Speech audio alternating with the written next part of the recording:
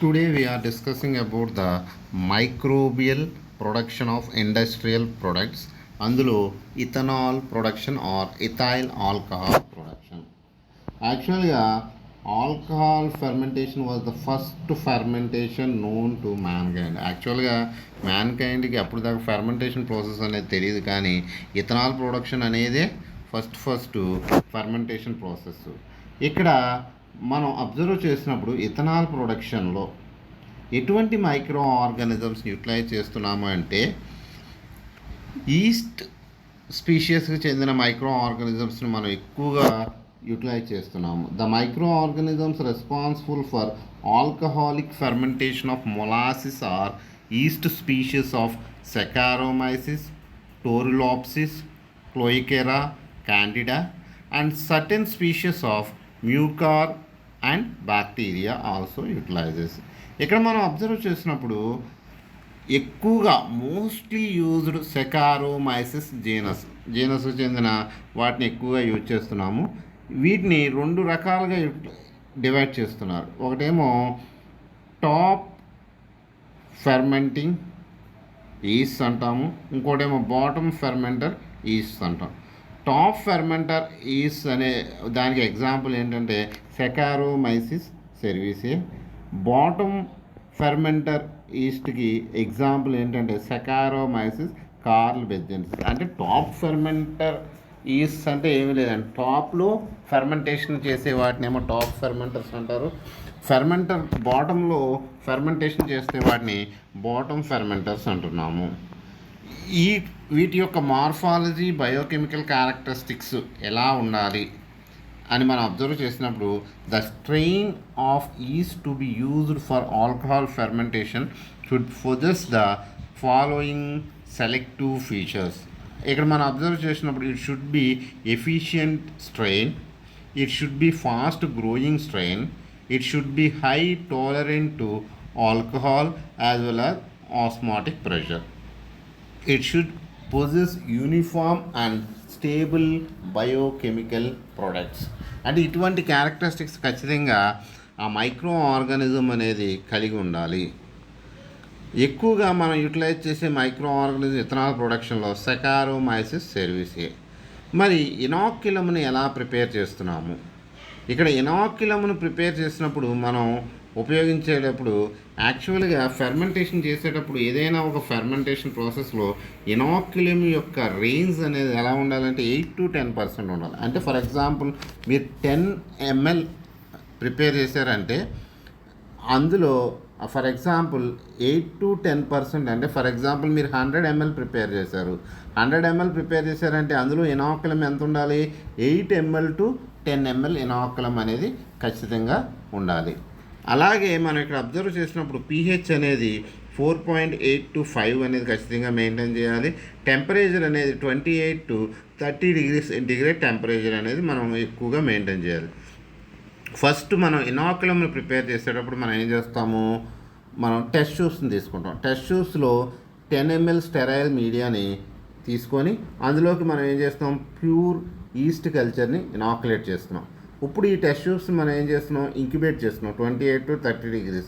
అప్పుడు ఏమవుతుంది, అందులో ఈస్ట్ అనేది గ్రో అవుతుంది. ఇలా ట్యూబ్స్లో గ్రో అయిన ఈస్ట్ని మనం ఏం చేస్తున్నాం, 200 ml ఫ్లాస్క్లోకి ట్రాన్స్ఫర్ చేసి వాటిని మళ్ళీ 28 to 30 degrees సెంటీగ్రేడ్ దగ్గర ఇంక్యుబేట్ చేసి దాని సెల్ మాస్ని ఇంక్రీజ్ చేస్తున్నాం.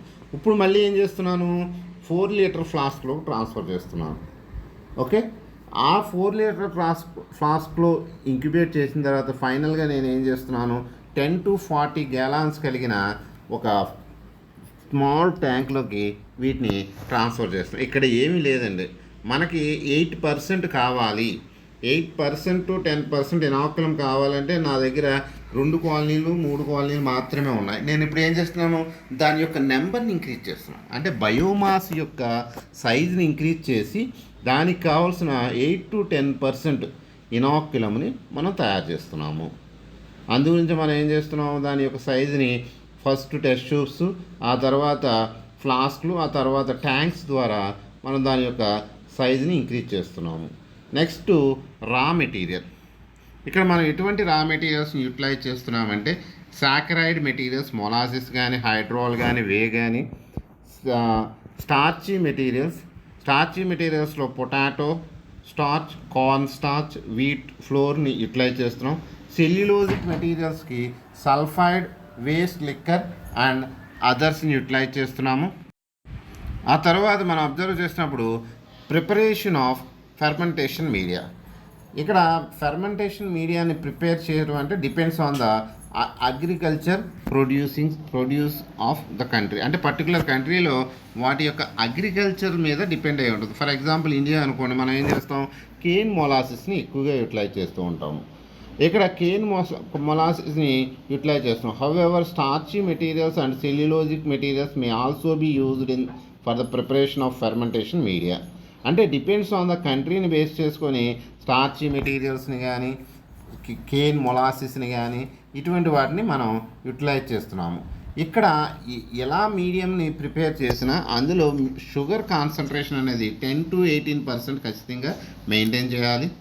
దాంతోపాటు pH అనేది 4.8 to 5 ఖచ్చితంగా మెయింటైన్ చేయాలి.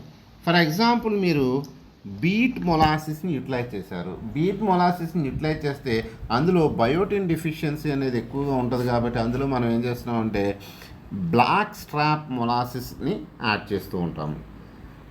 ఇలాగా మనం మీడియాని ప్రిపేర్ చేసి desired pH, desired carbon source, nitrogen source అన్నీ కలిగిన ఒక మీడియాని మనం ప్రిపేర్ చేస్తున్నాము.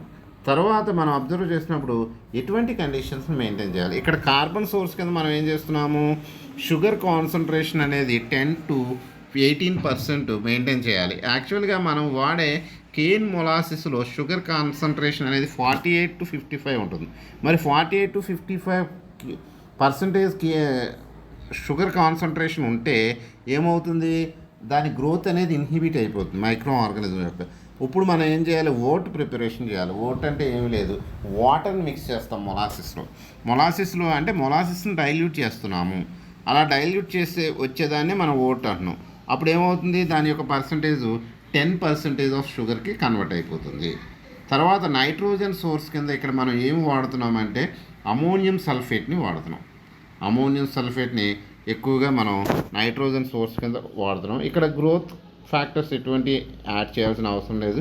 pH 4.8 to 5 అనేది మెయింటైన్ చేయాలి. ఇక్కడ టెంపరేచర్ అనేది 70 degrees to 80 degrees Fahrenheit అనేది ఖచ్చితంగా మెయింటైన్ చేయాలి. అలాగా ఇక్కడ టైం అనేది within 24 hours okay rapid fermentation అనేది స్టార్ట్ అవుతూ ఉంటుంది. యాక్చువల్గా duration of ethyl alcohol fermentation is usually 30 to 72 hours. When the specific gravity of the fermented liquid becomes constant, at this stage it contains 6 to 8% of ethyl alcohol. ఇక్కడ మనం observe చేసినప్పుడు yield అనేది 0.4 gallon of ethyl alcohol is obtained from 1 gallon of molasses. అంటే 1 gallon molasses తీసుకుంటే దాని నుంచి 0.8 gallons ethyl alcohol అనేది మనం అలాగా మనం ప్రొడ్యూస్ చేస్తున్నాం. ఇక్కడ మనం అబ్జర్వ్ చేసినప్పుడు ఇక్కడ చూడండి, this is the diagram. First one molasses tank, second వన్లో ఓవర్ హెడ్ ట్యాంక్. ఈ మొలాసిస్ ట్యాంక్లో నేను ఓవర్ హెడ్ ట్యాంక్లో పంపుతున్నాను.